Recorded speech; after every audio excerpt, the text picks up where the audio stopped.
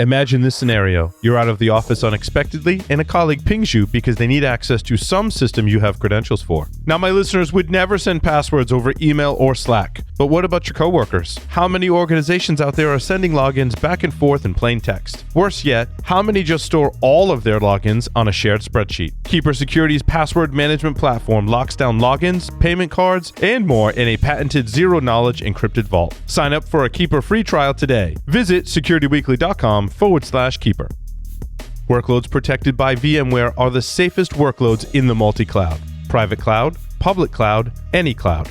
Stronger, with distributed protection to the API and everything east-west, inside, and cross-cloud. Stronger, with 3 layers of detection, trusting nothing and seeing everything, even the best hidden bad actors. Stronger, with an SE Labs AAA certified advanced NDR that brings the multi-cloud together for the win. You've got workloads, we've got security. VMware Security. Simply stronger. Visit securityweekly.com/VMware to learn more.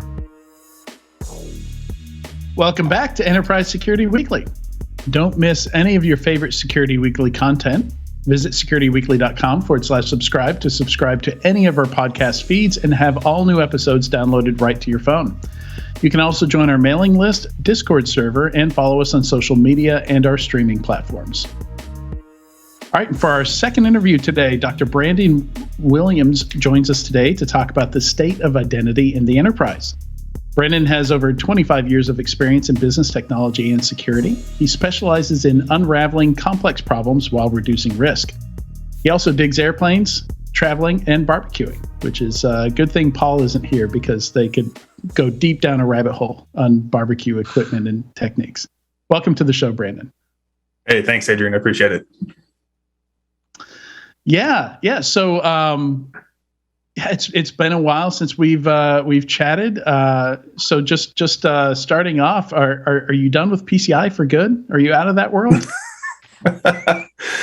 Oh man, I'd like to be. So as much as I would say yes, I'm done with it. I actually am collaborating with James Adamson to write another version of the book for the newest version of PCI that's coming out, which will be my last one. I've told him that this is the last one I'm doing. If he wants to take it over from here, it's all him. But it's interesting to sort of see the evolution that's made it from place to place. And, to be frank with the audience here, I've spent the last, 10 to 12 years of my career convincing people not to do it. So, as much as it keeps falling around and I kind of show them the secrets of how to not do it, that's kind of where I'm at. At least, especially in the issuing world. So my job before this, I worked for a bank, and they had the conversation of, should we do this? I'm like, no, run for the hills. You don't need to do this. Here's all the reasons why. And it's a song that I've heard sung so many times where they call us in, and within a very short period of time, within 6 months, they're like, well, that's crazy. We're not doing that. So yeah, so I'm doing other things now. Great, yeah, and that's 4.0 coming out, right? It is 4.0 coming out. There's been some drafts have been circulating. I haven't dug into all of it yet, but there's some stuff that did need overhauling that has been overhauled. There's parts of it that seem to be a little bit easier to understand. But I mean, just to be straight with you guys, I looked at the latest draft and it's 350 pages. So like, it's going to be some heavy reading to get through. Yeah. And are you still flying? You still spending time in the sky? Getting in your hours? Yeah, I used to own an airplane, and it was in a leaseback agreement with a flight school, and so this sort of helped offset the cost of owning an airplane. And there's like a couple things in your life you look back and say, wow, that was a really good decision. I sold my airplane in October of 2019. So it did have some things that needed to get done to it. I had to actually overhaul the engine before I could sell it, which was a considerable expense, but I was able to recover that once I was able to sell it. It's at a flight school now in Utah. And I got to be frank with everybody. I've not had the courage to turn off those alerts. So every time it takes off, I do get an alert and I get to see it, and then sort of warms my heart. So I'm renting now. I'm renting different aircraft, and it's a lot of fun. Some of the stuff that I have access to now is just as easy to fly as the Diamond was, but a lot more technology and always staying on top of it. Good stuff. Yeah, that's part of how I classify you in my brain. I guess just the way my brain works is you're the PCI airplane guy. But clearly you've moved on to other stuff. Like you've got Yeah, so let's talk about what you've been getting into lately over at Ping Identity. I took a look at the last couple of blog posts you put up just to see what you're into and what you're interested in. But you tell me, like what's the most interesting thing you're working on lately? So my last job, I kind of joked about working for a bank and having PCI. That's what got me my last job, is what started the conversation. But, I finished that project pretty quickly and moved on to other things. And one of the things that I owned at my previous job was customer identity. So we had 1.2 million identities that we were protecting. Some of them, about half of them or so were corporate, commercial. So, it got to be pretty interesting when you think about how to operate identity at a bank. And so that's what I did in my last job. Was I completely overhauled it. And that's how I got to learn about Ping in my current job right now, where I'm at, this great company. But I deployed Ping at the last job. So I got to, see sort of real world what they're doing. I got to implement it. And so the things that are interesting now is identity is definitely something that's interesting to me, but it's really that, how do we have assurance that the person on the other side of the connection is who they say they are? And how do we know that there's not somebody that's trying to manipulate them or get them to do things that they may not want to do? And that works for both workforce and customers. So, we sort of separate them, and I used both functions at my previous job. We use Ping for both, but they do solve like different problems, right? Like, when you're looking at the customer side, you've got, a handful of applications with tens of hundreds or millions of IDs and identities you're trying to manage through there. And then the other side, you've got, maybe 60, 80, 200, 300 applications and a small subset of employees that you're trying to, assert access so you don't have these passwords floating around everywhere. But it is kind of, similar from a login and seamless way that we get. So it's not just about trying to assure that identity, but it's also about trying to make sure that the experience is good for that user. If you've looked, anyone who's been in IT sort of knows that IT projects tend to go late and over budget. And you will oftentimes in IT have people that will actively fight and resist change in IT applications.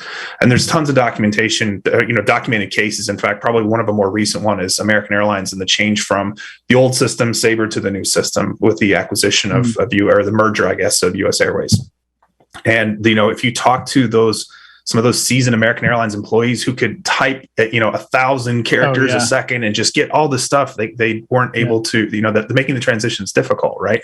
So it is about making experiences better, but then increasing that identity assurance throughout the way.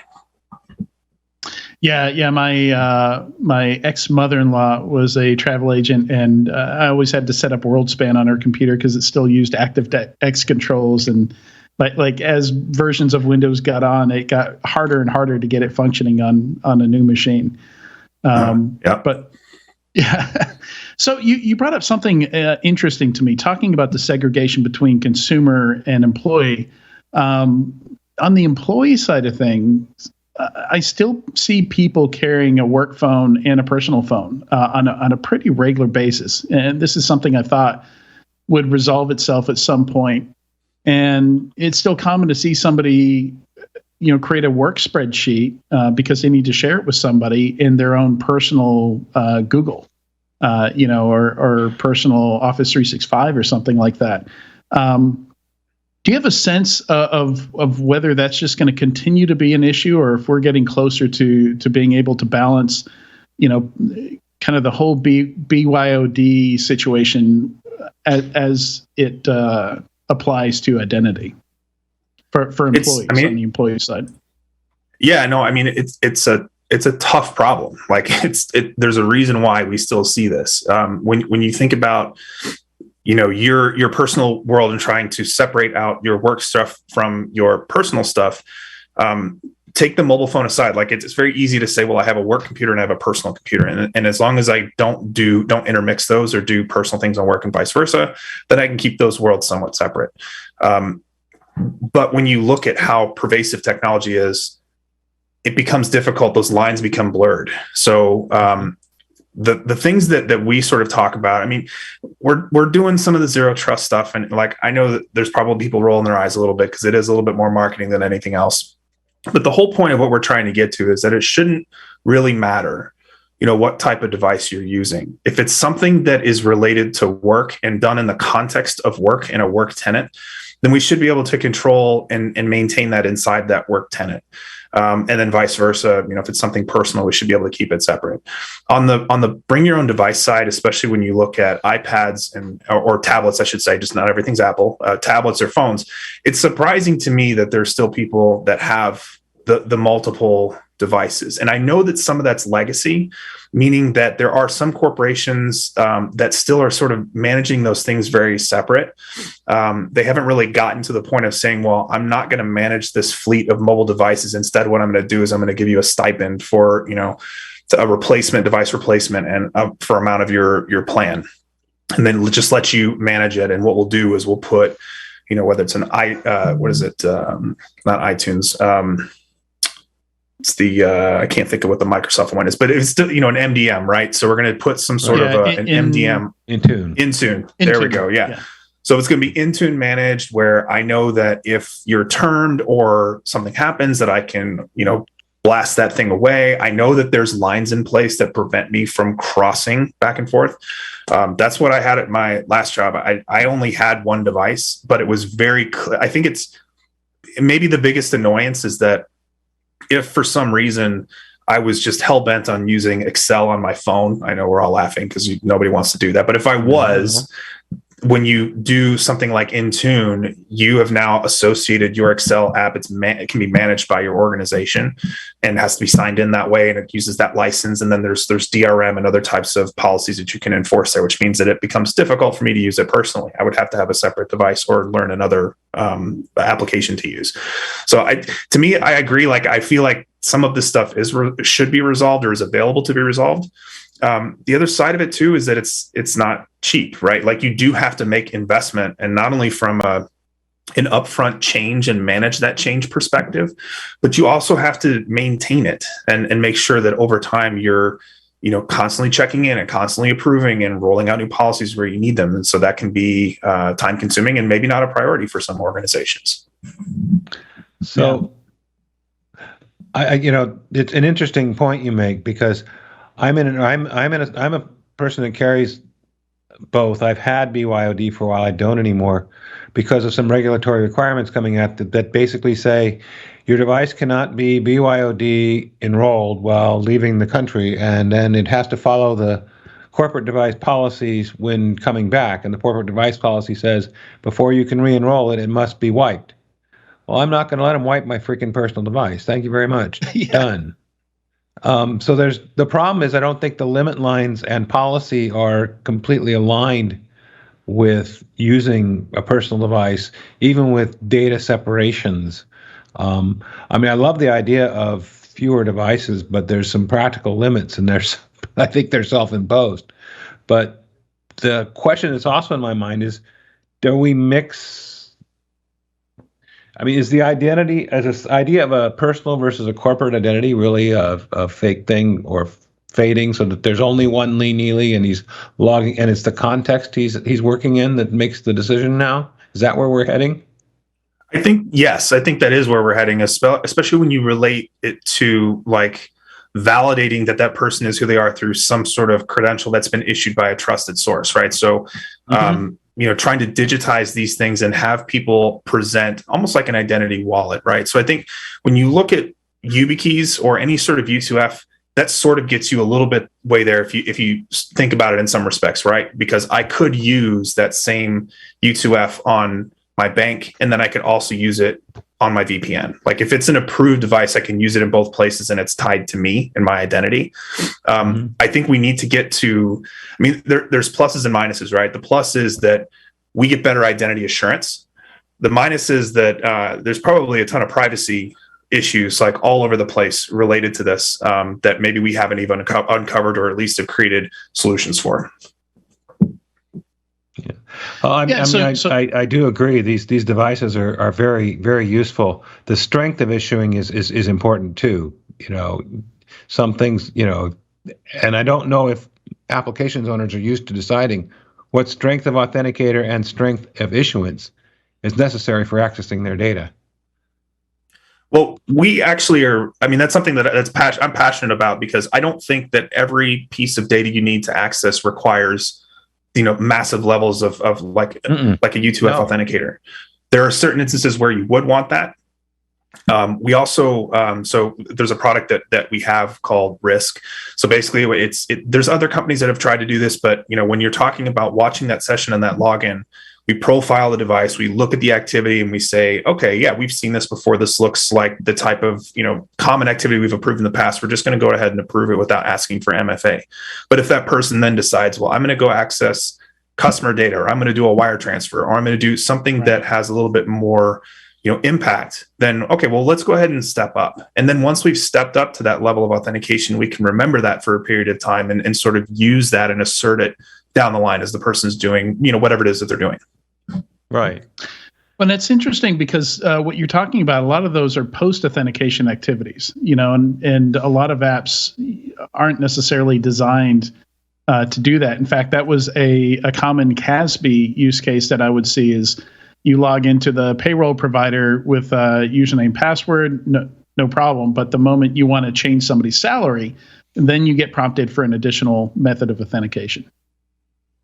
Yeah, and it's also the conversation that we have to have around the difference between authentication and authorization, right? So just because I have a valid credential doesn't mean that what I'm doing is approved and valid.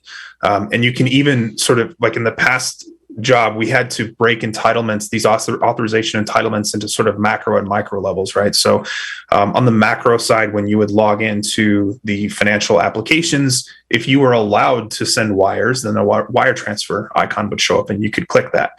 But that was just getting you access to the application. Then inside the application, there could be micro entitlements, right? Things like, well, we're going to allow Brandon to be a checker only, right? And then Adrian is going to be a maker only, but he can only wire up to $5 million a day per account, right? So those different types of entitlements have to be respected all the way down. And it gets a little bit complex because, just what you were talking about, just because I have a valid session doesn't mean that I'm allowed to do all the things that I'm allowed to do, whether it's access just another application sitting in the same realm, or a specific activity or function or API that application provides to me. Only 5 million. It's chump change, petty cash. Of course it is. Yeah. What are some of the objections or the barriers to adoption that you're hearing for this? Because obviously it's a good way to manage things, but this isn't as pervasive across enterprises as perhaps it should be. So some of it is cost. I think people are unsure, unwilling to sort of dive in and see what is it going to take. And partially because, and I know this from just, I don't think this is a secret to anybody, but there's so much legacy end-of-life technology out there that's driving critical functions that, I don't know if Home Depot has enough duct tape to really keep these things together. Like, they may be sold out. It's incredible the amount of like outdated Java that's sitting out there, just things that you would be shocked to see running powerful systems that need to remain up. And you're like, well, okay, if I want to put modern level authentication and authorization into this application, I may be faced with rewriting that application, or I may be faced with, a lot of additional sort of duct tape and baling wire that I have to put on top of it. I think the other thing that I've heard objections to is the user experience. So if you think about a multi-factor authenticator and you think about the average person, their concept of multi-factor authentication is getting a text message on their phone, which is not a great authenticator. So in asking them to have something else, whether it's the Google Authenticator app that's on their phone, or a hardware key, or, God forbid somebody issues you an old, the rotating number token that you physically have. Yeah. Having them adopt that into their work practice, change what they're doing. I mean, even on the personal side, one of the posts I did for Cybersecurity Awareness Month, and I did a YouTube video on it as well, was how do you enable MFA, multi-factor, on the consumer side for anything that you can. And I went through an example of doing it for a demo Google account that I set up, and just showing how easy it was. But even still, that requires people to change what they're doing. And I've found that when it comes to change, unless people have some sort of pain, they likely are going to resist it, right? So it's like, even, if there's a small thumbtack in my chair and it's just poking me a little bit, like maybe I'm okay with that. But when it starts to really jab me, I need to find some way to get rid of that thumbtack. Exactly. And that's been a legacy problem with a lot of the security tools that we have in our toolbox. As far as actually migrating from legacy and modernizing and updating to this, what is the timeline realistically looking like? Is it that cumbersome that you talked about, that potential engineers sitting at their desk tearing their hair out for months and months? Or is it easier than that and there's just a perception problem? So it depends on the tech. I mean, I know that that's not a fair answer, and I kind of sound like I'm dodging it a little bit, but if you're using... It's the typical lawyer's answer. It depends. Yeah. I mean, I was a consultant for like 10 years, so it still runs through my blood, right? There's a lot of words in those, or a lot of money to be made in those two words. It depends. So when I look at modern architecture and cloud SaaS-based systems, it is pretty easy to do.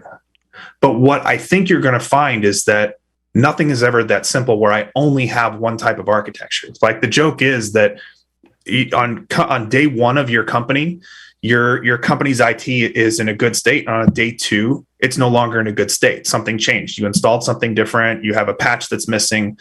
So just the amount of drift that happens in the organization over time makes it difficult for an engineer. That what's going to make them pull their hair out isn't the fact that it's super easy to integrate into this cloud application. It's going to be, what do I do with this other legacy tech that makes up 40% of my job? And it's going to make that up for the next 5 years as this stuff is recoded, retired, moved. I mean, speaking from experience, these systems, the biggest problem with these systems is that engineers are afraid of them because the people that built them are no longer with the company. Many of them have passed on. And the documentation sometimes isn't great, but they know that if that box goes down or they turn it off, that the phone starts ringing. So we have to keep the box up and running no matter what, which means don't touch it. Right. Yeah, and the irony is the longer that reality, stuff... partial reality, part fear, part, just making things up. Because like you said, if you know something, it's a little easier to tolerate that thumbtack in your chair than if you think, oh God, that thumbtack is a 9-inch nail or something. Right. A little music reference there. Was that intentional?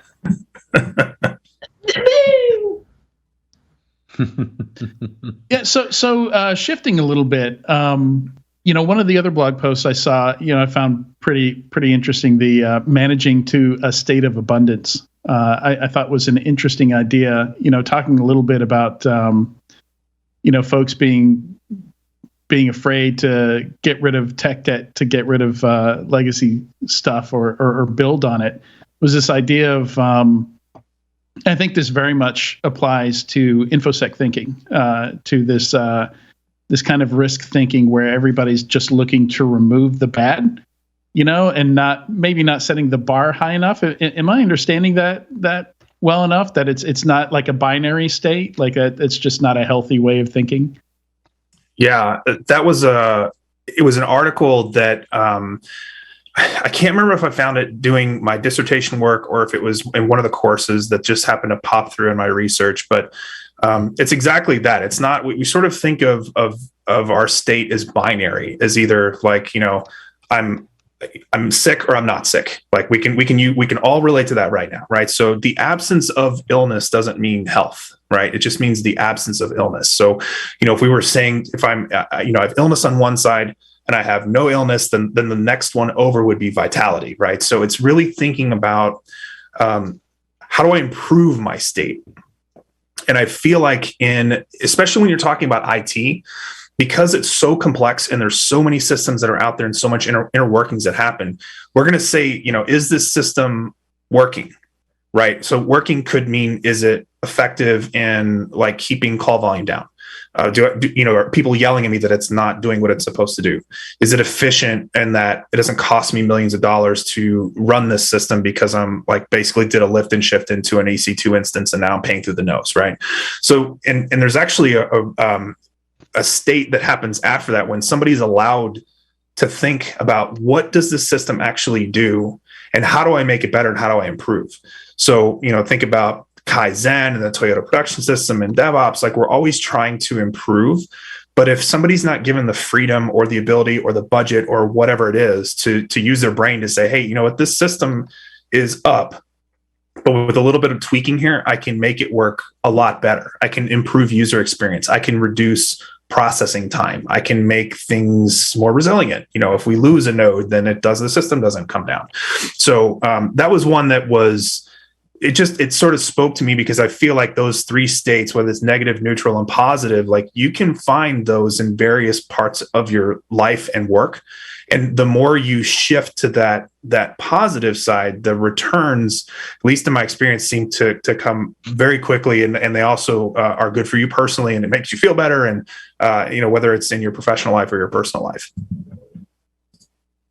It was interesting. I actually saw a role I hadn't seen before. I was reading a detailed report of the big HSE breach, the Irish public health system, and one of the things that they did, or one of the recommendations that was made, was that they put a CTTO in place, which was like a chief technical transformational officer or something like that. Like, basically they were saying like things are so bad here, you guys are kind of stuck in this, like, scrape by thinking so badly. The tech debt is so bad. You need somebody whose only goal is to get you guys over that hump and completely rip and replace a lot of stuff here. I think we're in a position where a lot of companies need something like that. I've seen them called like a chief transformation officer, or somebody who's in charge of digital transformation. It's really the challenge that I've seen is that if you get somebody who is a really good technologist that's very current with what technology can do, they can describe this brilliant paradise that everybody wants to go to.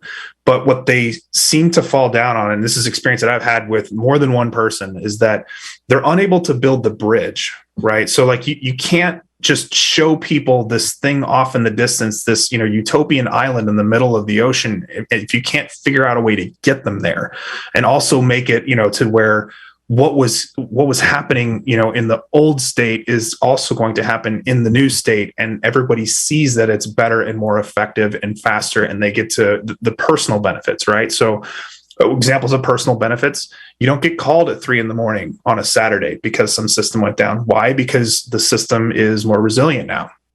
And because of new technology, you've built a lot of other sort of automated things in there that prevent that from happening. So that managing of transition is really difficult. In the last job, when we did a rip and replace of our identity software, that was very scary, right? Because we very much resisted a big bang rip and replace, like we're going to turn it on Monday after we turn it off Sunday, because we knew that based on the things that were happening in the environment and also the things that we didn't know about the technology, it was going to be bad. Like, there was going to be problems, right? So we had to spend $1 million-ish building something on top that would allow us to, transition with ease. But it had to be sold that way. Like, we had to talk in terms of business risk and uptime risk and tell the CIO, like, yeah, we can certainly flip the switch. But the last guy that did that got fired. So instead of doing that, how about we de-risk it? We'll have both platforms running at once, and we'll slowly move things over. And so, that's kind of sort of, I feel like that transition, the ability to manage transition, it is something that is a critical skill. We've talked about the back-end integration. How about the user-facing side? What are the challenges? We're trying to raise the bar on authentication. How many times have we said, MFA all your external spaces? Is that also as much of a challenge? I know we got these legacy apps that they don't even know what SAML is, but how about for the users? What can we do to make it easier for them to choose good choices? So there's this other side that we haven't really talked about, right? So if you think about a bank, there are lots of layers of controls, right? So in my old role, I knew that people did things like use the same username and password on their bank that they would on Walmart.com. I knew that. So, we had some things that we did on top of that, right? So we had a way to reach out to them with a sort of a second factor of authentication, right? Or we could do risk things, right? So we could look at the type of activity that they're doing and make a determination. The user experience wasn't super great because it was based on older tech. I think the biggest advantage that we have as security defenders and people rolling out this stuff is that the platforms like Microsoft and Apple are building this type of functionality slowly, but they're building it into the platform. I think that's the only way you really get, if you think about so my grandmother's 93, she lives at a facility just like right over there. And there's zero chance that I would be able to talk to her about multi-factor authentication, just not going to happen. The only way that I'm going to help her is if her iPhone does it for her, right? So we can turn it on, however, in that sort of context for her there. Now, granted, she's not doing a lot of different things that require a lot of heavy authenticate. At least I don't think she is. She's playing a really good part if she is. But, that's the other part is I feel like training is such a problem that the only way to do it is to make it as transparent as possible, kind of like those fraud and risk decisions that we would make at the bank. Are we able to find out how, whether it's my phone or my desktop, whether I logged in with a stupid password or I used biometrics or something even stronger, or is that information not available to the IDP? Because I was thinking if you knew how strongly the user authenticated at the source point, you might be able to accept it without requiring extra steps. Yeah, so it depends. Again, really good at that, right? With the it depends language. But so I'll give you a sort of another story. There was a series of conversations that was happening in the Apple Pay days, right? Of Apple Pay just getting kicked up, Samsung Pay just getting kicked up. How do we provision an EMV token on that phone or in the cloud that's tied to that other card? How do we trust that when somebody does a Face ID, that it's okay? Because what happens is there's just, to your point, a thumbs up or thumbs down. It's not like we get all the details of what's inside there. We get, no, that was a successful authentication or not. So then it's up to you to trust, okay, well, does Apple know what they're doing? Does Samsung know what they're doing? We assume that they do. Okay, then we'll go ahead and trust those. I think if you go more intrusive, especially on biometrics, there's companies trying to do it. It's aside from doing something like facial recognition, it can be a little bit challenging because it usually is going to require either additional hardware or, sometimes people just get a little antsy. Like, why are you asking me to do this? Or I don't feel comfortable with, fingerprint data being stored on your systems, even though, generally that's not what's happening. But I feel like there's an education piece that may be missing there. So, again, then we go down to what's the lowest common denominator. It's the SMS, which is really a terrible way to do it. No. Just is there any chance of the phone call? Go ahead, Adrian. Sorry. Is there any chance of the password database becoming kind of that lowest common denominator where it's just, is normal for somebody to have as like a contacts list in their phone or something like that? Because I know for me, and obviously I'm more technical, and I think I've got 1,200 entries in my password database. I'm not the normal user, but for me, it makes my life so much easier that I can't imagine people trying to remember multiple passwords. Yeah, I'm with you. I think that comes down to the platforms doing it for them, right? So whether you're on the Mac side where you just hit the button, or if you have a password manager, because I'm with you. I looked the other day and I'm like, there's way too many in here. There's like 1,300 or some number. I don't know. But and the beauty is I don't know any of those passwords. I know the ways how to unlock that stuff. So that keeps it minimal to me. But it's also, it's a hard habit to break, right? Because, we've been trained or users have been trained that complexity is the best way to go. So, they start all their passwords with a capital letter, and it's usually like some sort of proper noun or somebody that they know, or it's a word, right? And then if they have to rotate every quarter, then, well, okay, just rotate it so it's 0, 1, 2, 2. And then everybody ends their password with an exclamation point to get the complexity requirement for special characters, right? So it's hard to break that. And I actually think that, I think the password database, like the password manager, especially a fully featured one that will include things like the Google Authenticator algorithm so that you can step up there, are hugely beneficial if we can train people how to use them and get them using them. The other side of it is that just means us as defenders, like we're still going to have to roll out different types of tools to detect when things are being misused on behalf of our users, if that's a problem for our business. So before we wrap up here, I just wanted to give you an opportunity to shout a little bit about your teaching over at University of Dallas. I understand you're faculty over there. Yeah, so thanks. I'm adjunct faculty there. I've been teaching. I taught there like in from 04 to 07, and then I stopped for a while and then did some other things. But I've been back for the last 4 years. I'm teaching the different types of classes, but the one I'm teaching actually right now is the capstone class. So it's the practicum. They take everything that they've learned over the last couple of years, 2-3 years worth of time, and package it together in security recommendations. I think one of the things that is interesting, and what I'm trying to impart to my students, because you'll have the students who think that they want me to give them high fives when they make the password policy for their fictitious company a minimum of 20 characters. And then I'd say, look, man, like we have to be real about this for a second, especially if you're talking about rotation. Frankly, if we want to get real about passwords, let's just not change them. Let's get one password that's of a certain length that people can remember, use MFA, and then let's use other ways to detect that password's been compromised. But let's stop the rotation. Let's stop the changing. Let's stop the password history.